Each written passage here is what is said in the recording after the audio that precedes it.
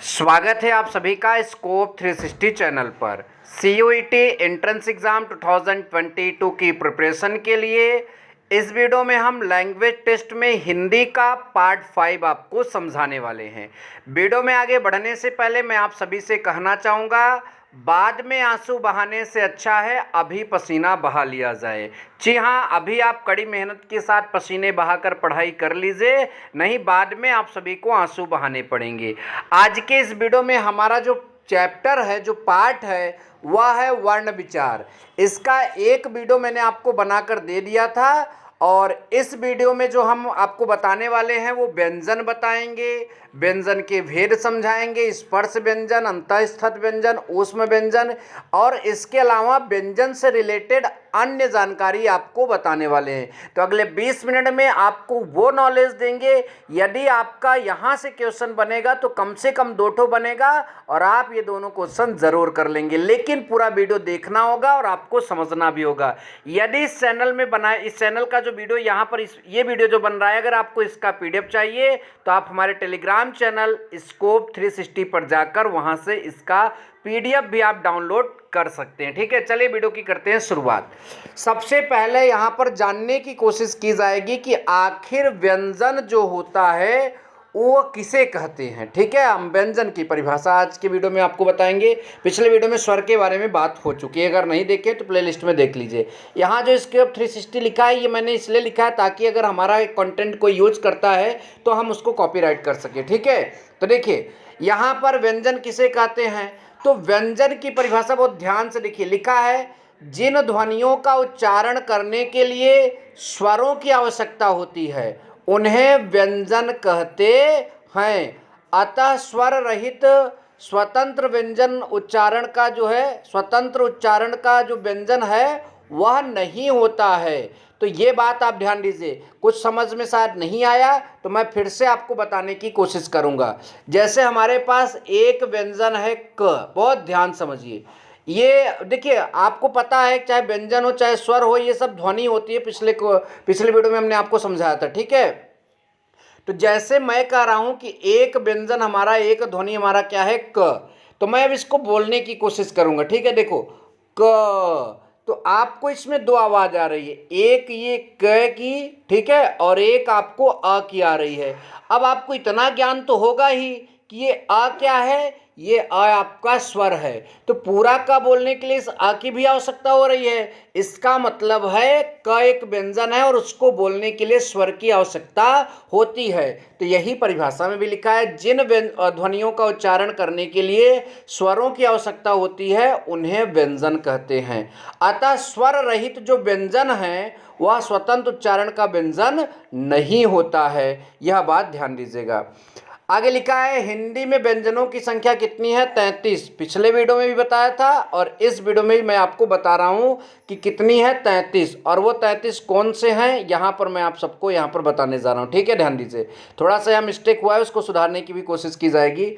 तो देखिए, आपका क वर्ग, पहले वर्ग याद कर लीजिए, च वर्ग, ट वर्ग, त वर्ग, प वर्ग और अंतःस्थत और ऊष्म। ठीक है, ये कुल मतलब कि मिलाकर 33 व्यंजन है। यहाँ संख्या 4 होगी, यहाँ संख्या 4 होगी, वो गलती से 5 लिख रहे थे, सब जगह लिखा गया। ठीक है, क्योंकि देखिए यहाँ पर साफ साफ 4 दिख रहा है। तो व्यंजन कुल 33 होते हैं और उन 33 व्यंजनों को इतने वर्गों में हम क्या कर दिए हैं, बांट दिए हैं। ध्यान से देखिए। ठीक है, यहाँ पहला क वर्ग, दूसरा च वर्ग, अगला आपका ट वर्ग और अगला आपका त वर्ग, अगला प वर्ग, और ये जो है ये अंतःस्थत बोले जाते हैं और ये जो हैं आपके ऊष्म बोले जाते हैं। क्या बोले जाते हैं, ऊष्म बोले जाते हैं। क वर्ग में क्या आएगा, क ख ग घ ङ। ठीक है, च छ ज झ ये आपका च वर्ग में आएगा। ट वर्ग में क्या आएगा, त थ ड ढ ढ अण। ठीक है, इस तरह से आप सबके सामने लिखा है, आप इसको देख भी सकते हैं। इन सारों मतलब इन सभी की संख्या जो है 5 है, लेकिन ये लास्ट में 2 अंतःस्थत और ऊष्म व्यंजन जो है इनकी संख्या 4 है। ठीक है, टोटल कितनी हो जाएगी, 33 हो जाएगी। अब देखिए, अब हम बात करेंगे यहाँ व्यंजनों के भेद के बारे में।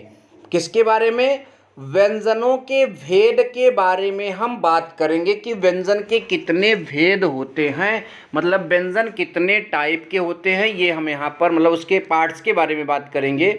तो देखिए हमारे पास व्यंजन के तीन भेद होते हैं, ठीक है। पहला स्पर्श व्यंजन, दूसरा अंतःस्थथ और तीसरा आपका क्या है, ऊष्म व्यंजन, ठीक है। जरा देखिए यहाँ भी तो वही है, यहाँ से 25 ठो जो है ये आपके सॉरी ऊपर से, ठीक है, क से प वर्ग तक ये आपका मतलब कि स्पर्श व्यंजन हो जाएगा, फिर ये अंतःस्थथ, फिर ऊष्म, वही चीज तो है ना। तो ये तीन भाग में मतलब कि तीन भाग इसके होते हैं। अब स्पर्श व्यंजन किसे कहेंगे ये हम यहाँ पर आप सबको अब बताने की कोशिश कर रहे हैं। देखिए जिन वर्णों का उच्चारण करते समय श्वास वायु उच्चारण स्थान को विशेषतः स्पर्श करती है, ठीक है, और करती हुई मुख से जो है बाहर निकलती है, उन्हें हम क्या बोलते हैं, स्पर्श व्यंजन बोलते हैं। देखिए अब आप कहेंगे कि हमको यहाँ पर कुछ समझ नहीं आया, तो देखिए मैं आपको समझाने की कोशिश कर रहा हूँ।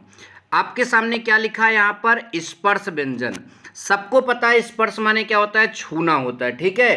तो स्पर्श माने छूना और व्यंजन माने व्यंजन ही है, ठीक है। तो जो छू कर आए, किस चीज को छू कर आए, मैं उसको पहले दिखा देता हूं, ध्यान दीजिए। देखिए जब हम कोई ध्वनि बोलेंगे तो जो हमारी सांस है वो यहाँ से चलेगी, यहाँ आकर टच करेगी, यहाँ आकर टच करेगी, यहाँ आकर टच करेगी। यदि हमारी ध्वनि मतलब निकलते समय इन जगहों को टच, अब इनके बारे में डिटेल से आगे बात करेंगे ही हम, इन जगहों को टच करके आगे आ रही है, निकल रही है, तो वो आपके स्पर्श व्यंजन बोले जाएंगे। और यही परिभाषा में लिखा भी है, मैं आपको क्लियर कराना चाहूँगा, ठीक है। देखिए क्या लिखा है, जिन वर्णों का उच्चारण करते समय मतलब उनको बोलते समय श्वास वायु जो है, जो सांस की हवा है, वो उच्चारण स्थान, जो अभी हमने जिन जिन स्थानों को टिक किया था वो उच्चारण स्थान है, को विशेषता स्पर्श करते हुए मुख के बाहर आती है, उन्हें हम स्पर्श व्यंजन कहते हैं, ठीक है। उन्हें हम क्या कहते हैं, स्पर्श व्यंजन कहते हैं। अब स्पर्श व्यंजन से रिलेटेड तीन बातें याद रखिए। पहला, स्पर्श व्यंजनों की कुल संख्या कितनी है, 25। कहाँ से, क वर्ग से लेकर प वर्ग तक कुल स्पर्श व्यंजन कहलाते हैं। और यह कंठ, ताल, मूर्धा, दंत और ओष्ठ स्थानों को स्पर्श करके बोले जाते हैं। फिर से दिखाना चाहूंगा यहाँ पर, जब भी आप बोलोगे तो आपकी ध्वनि जो है यहाँ जो जो मैंने बोला, कंठ को स्पर्श करेगी, ताल को स्पर्श करेगी, मूर्धा को स्पर्श करेगी, होष्ठ को स्पर्श करेगी, दंत को स्पर्श करेगी। तो इन्हीं जगहों से ये स्पर्श करते हुए बाहर निकलती है, इसीलिए हम इनको स्पर्श व्यंजन बोलते हैं। और ये 5 वर्ग जो हैं, इन 5 अलग अलग जगहों पर स्पर्श करने के कारण इनको 5 वर्ग में डिवाइड किया गया है। डिटेल बात हम उच्चारण स्थान में आपको समझा देंगे, ठीक है। चलिए आगे चलते हैं जल्दी से, समझ में आ रहा है, ठीक है। अगला जो हमारा है लिखा भी यहाँ पर, इन मतलब स्पर्श करके बोले जाते हैं, कंठ, ताल, मूर्धा, दंत और होष्ठ, मतलब कोई सा भी बोलिए, जैसे क बोलेंगे क, तो आपकी जो ध्वनि है वो कंठ को मतलब किस स्पर्श कर रही, कैसे कर रही है अगले वीडियो में आपको बताऊंगा जरूर, ठीक है। इनको याद कैसे कर सकते हैं, क च ट त प, इस सूत्र से आप इनको याद कर सकते हैं। वैसे भी अगर आपको क से प वर्ग तक याद है तो आप ये याद जरूर रख सकते हैं, ठीक है। चलिए अब आगे चलते हैं। अगला हमारा है, देखिए अगला हमारा है अंतःस्थथ व्यंजन। अब देखिए क्या बोल रहा है ये, जिन वर्णों का उच्चारण स्वरों एवं व्यंजनों के बीच सा लगता है उन्हें अंतःस्थथ मतलब व्यंजन कहते हैं। इनका उच्चारण जीभ, तालु, दांत और होष्ठों के परस्पर सटने से होता है, किंतु कहीं भी पूर्ण स्पर्श नहीं होता है। तो ये आपके जो है अंतःस्थथ व्यंजन कहलाते हैं, मतलब सेमी वॉवेल्स बोले जाते हैं ये, ठीक है। ध्यान दीजिए, ये ना तो स्वर होते हैं ना ही पूर्ण रूप से व्यंजन होते हैं, इनके बीच की कड़ी होते हैं, इसलिए इनको अंतःस्थथ व्यंजन कहते हैं। अब जैसे बोलिए य, ठीक है, य, र, ल, व, तो ये जब आप बोलते हैं तो इसमें जीभ का टच होगा, तालु टच होता है, दांत टच हो सकते हैं, होष्ठ परस्पर मतलब सट सकते हैं, लेकिन पूर्ण रूप से जो है यहाँ पर जो व्यंजन में बात है, जो स्वर में बात है, वो इसमें नहीं देखी, दोनों के बीच की कड़ी है, इसलिए इसको अंतःस्थथ व्यंजन कहते हैं, ठीक है। आई होप की परिभाषा समझ में आई है। और सबसे मुख्य चीज़ है कि आपको ये वाला याद रखना है, ठीक है, कितने होते हैं और कौन कौन होते हैं। तीसरा पार्ट व्यंजन का है ऊष्म व्यंजन, ठीक है, अपने नाम से बता रहे, ऊष्म मतलब गर्मी, ऐसा व्यंजन जो गर्मी निकाले। है किसकी गर्मी भैया, अरे अभी बता रहे हैं किसकी गर्मी। देखिए लिखा है, जिन वर्णों के उच्चारण के समय, ठीक है, रगड़ खाकर ऊष्मा मुख से निकलती है उन्हें ऊष्म व्यंजन कहते हैं। जहाँ पर रगड़ खाएगी, कोई चीज़ रगड़ खाती है, वहाँ ऊष्मा उत्पन्न होती है। आपने फिजिक्स में मतलब साइंस में पढ़ा ही होगा। जैसे देखिए जब आप बोलेंगे स ह, तो ये जब जो है ऊष्मा रगड़ रही है, जब भी बोलेंगे तो ये रगड़ खाकर ही आएगी, ठीक है। तो ये सब आपके कौन से व्यंजन है? ऊष्म व्यंजन। आई होप कि व्यंजन की सारी जानकारी आप सभी को समझ में आई। पूरा आपका जो पहला टाइप का था स्पर्श व्यंजन, दूसरा टाइप का था अंतःस्थित व्यंजन, तीसरा टाइप का था ऊष्म व्यंजन। कुल व्यंजनों की संख्या अगर मिला लें तो कितनी होती है? 33। और आप सबको पहले से मैंने बोला है कि जो क्षत्रज्ञ है, क्षत्रज्ञ, वह आपका जो है संयुक्त व्यंजन के अंतर्गत आता है।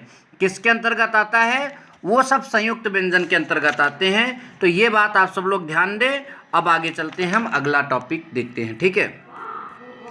हमारा अगला टॉपिक है अयोगवाह किसे कहते हैं, ठीक है। अयोगवाह किसे कहते हैं? देखिए लिखा है, अयोगवाह ध्वनियाँ ना तो ना स्वर मानी जाती हैं और ना व्यंजन।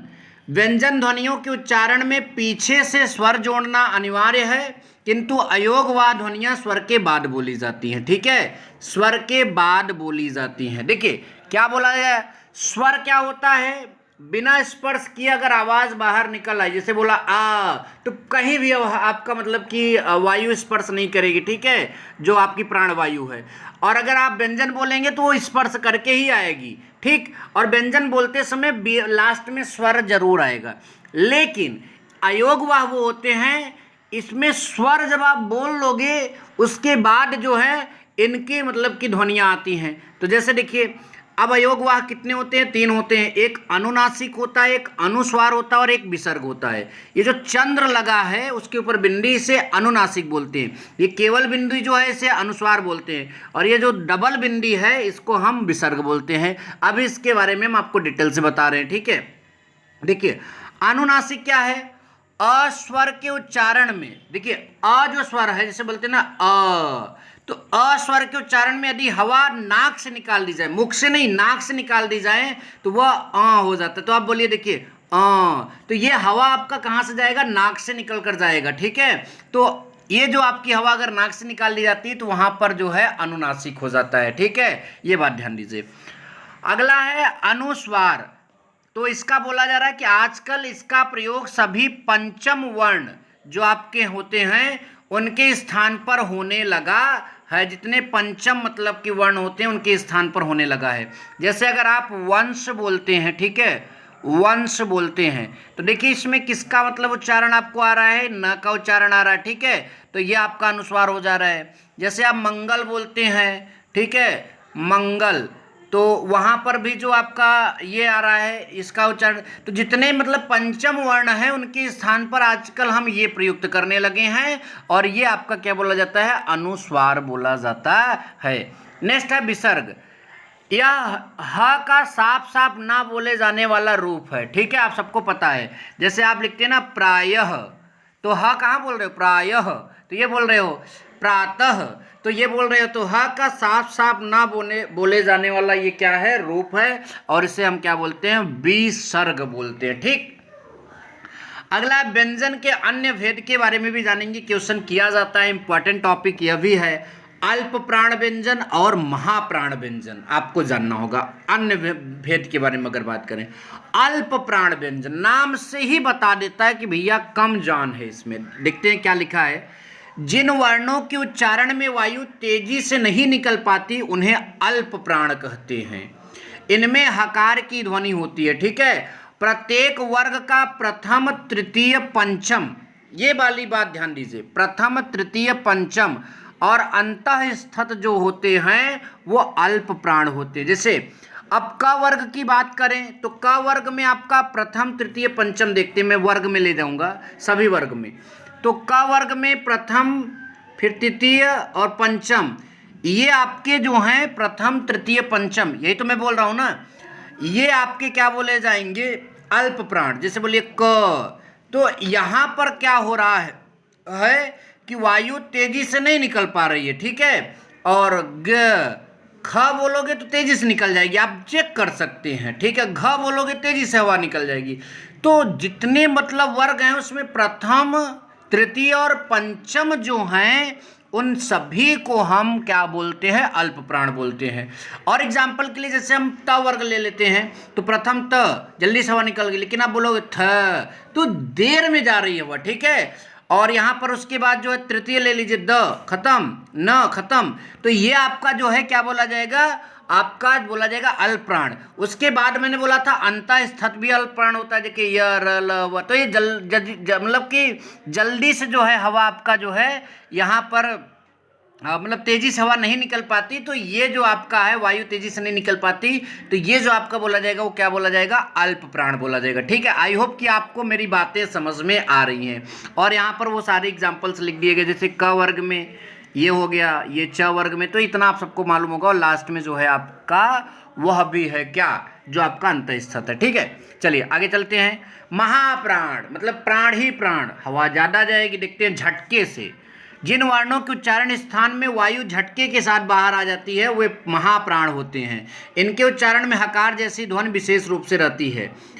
स्पर्श वर्गों का द्वितीय चतुर्थ और ऊष्म, भाई द्वितीय चतुर्थ बचा था स्पर्श में जो क से प तक है, और उधर अंतःस्थित हो गया है, तो ऊष्म को भी मिला लेते हैं। और जो विसर्ग होते हैं सब महाप्राण बोले जाते हैं, क्या बोले जाते हैं, महाप्राण बोले जाते हैं, ठीक।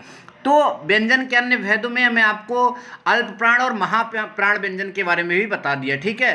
अब हमारी जो जर्नी है, हमारा जो सफ़र है, पहुंच चुका है नाद की दृष्टि से वर्णों के भेद, नाद की दृष्टि से वर्णों के भेद। तो नाद की दृष्टि से वर्ण दो प्रकार के होते हैं, संघोष और अघोष, संघोष और अघोष। पढ़ेंगे दोनों को, समझने की कोशिश पूरी करेंगे। लिखा है नाद की दृष्टि से जिन वर्णों के उच्चारण में स्वर इंद्रियों में परस्पर कंपन होता है, झंझनाहट होती है, उन्हें हम संघोष कहते हैं। और उनके उच्चारण के समय यदि गले पर स्पर्श करें, हाथ रखें, तो कंपन का अभाव या आभास होता है, तो वो क्या बोले जाएंगे, संघोष। अब जैसे आप जो है जितने भी स्वर हैं आपके, ठीक, वो आपके संघोष में आ जाएंगे, ठीक है। जैसे आप रख लीजिए, आप अपने गले पर हाथ रख लीजिए, ठीक है। आप अपने गले पर हाथ रखकर, कसम ने खाने के लिए नहीं बोल रहा हूँ, आप गले पर हाथ रखकर चेक कर लीजिए, अ आ ई उ, आपको कंपन महसूस होगा ही होगा, ठीक है। तो ये जो आपके हैं संघोष वर्ण कहलाते हैं। इसके अलावा यहाँ पर और डिटेल में दिया गया ग घ ङ ज, ठीक है। तो ये सारे जो हैं आपके संघोष वर्ण के अंतर्गत आते हैं। देखिए ग घ घ मतलब ग घ ङ है, ज झ, तो इसका मतलब प्रथम जो दो हैं उनको छोड़कर सारा चीज़ यहाँ पर लिया जा रहा है, ठीक है। चलिए अघोष की बात करें तो इसका उल्टा ही होगा। जिन ध्वनियों के उच्चारण में तंत्रियों में कंपन नहीं होता उन्हें मतलब अघोष कहते हैं। जैसे क बोलिए, क, तो आपको मतलब कि वहाँ कंपन देखने को नहीं मिलेगा उस टाइप का, ठीक है। और इनकी जो संख्याएं हैं यहाँ पर आपको लिखी गई हैं, ठीक है। इसके अलावा ये थोड़ा सा ज़्यादा पढ़ रहा था तो मैंने इसको वैसे नोट्स में नहीं लिखा, मैंने किताब का ही स्क्रीनशॉट ले मतलब फ़ोटो ले लिया। इसको भी समझा देते हैं, आपको याद रखना पड़ेगा इनको भी, ठीक है। लिखा है कुछ विशेष हलंत मतलब कुछ विशेष शब्द हलंत, जिन मतलब कि व्यंजनों में स्वर नहीं मिला होता उन्हें क्या कहते हैं, हलंत। समझ में आ रहा है सब, ठीक है। स्वर जैसे ख, तो इसमें आपका जो है ग, तो ये आपका बिना स्वर मिला हुआ है, इसलिए ये हलंत बोले जाएंगे। अजंत या स्वरांत क्या होता है, जिन व्यंजनों के अंत में किसी भी स्वर की मात्रा हो उसे स्वरांत कहते हैं। सिंपल सी बात है, ठीक है। किसी भी स्वर की मात्रा हो उसे क्या बोलते हैं, स्वरांत बोलते हैं। और जिसमें मात्रा ना हो उसे हम हलंत बोलते हैं। सिंपल सी बात है, ठीक है। संयुक्त वर्ण या संयुक्त अक्षर, सबको पता होना चाहिए, संयुक्त वर्ण या संयुक्त अक्षर। जब व्यंजनों के मध्य कोई स्वर नहीं होता तो वे मतलब कि मिलकर अंतिम स्वर द्वारा बोले जाते हैं, तो इन्हें संयुक्त वर्ण कहते हैं। जैसे पक्का, चक्र, विद्या, छत्री, प्रकाश, ये सब आपके यहाँ पर जो है, ठीक है। इसके अलावा वर्णों के नाम, जिन किसी वर्ण को बताने के लिए उसके साथ कार प्रत्यय लगा देते हैं, परंतु र को रेफ कहा जाता है। जैसे आकार, मकार, हमार, रेफ, ठीक है। कार वाले प्रत्यय मतलब ये यहाँ पर है, तो अब ये उतना मुझे इंपॉर्टेंट नहीं लग रहा है, फिर भी अगर आपको ये इंपॉर्टेंट लग रहा है तो आप कर लीजिएगा। मैंने इसको उतना स्टडी भी नहीं किया, इसलिए इसमें थोड़ा सा मैं आपको बताने में उतनी सक्षमता महसूस नहीं कर पा रहा हूँ। जितना मैंने आपको बनाया था नोट्स वो पूरा मैंने आपको एक्सप्लेन कर दिया। नेक्स्ट वीडियो में हम आपको उच्चारण स्थान सिखाएंगे और उसके बाद जो है इसका 50 क्वेश्चन आपको MCQ करवा देंगे ताकि आपकी अच्छी से तैयारी हो जाए। वीडियो अच्छा लगा तो वीडियो को लाइक करें। मिलेंगे नेक्स्ट वीडियो में। Thank you so much. जय हिंद, वंदे मातरम।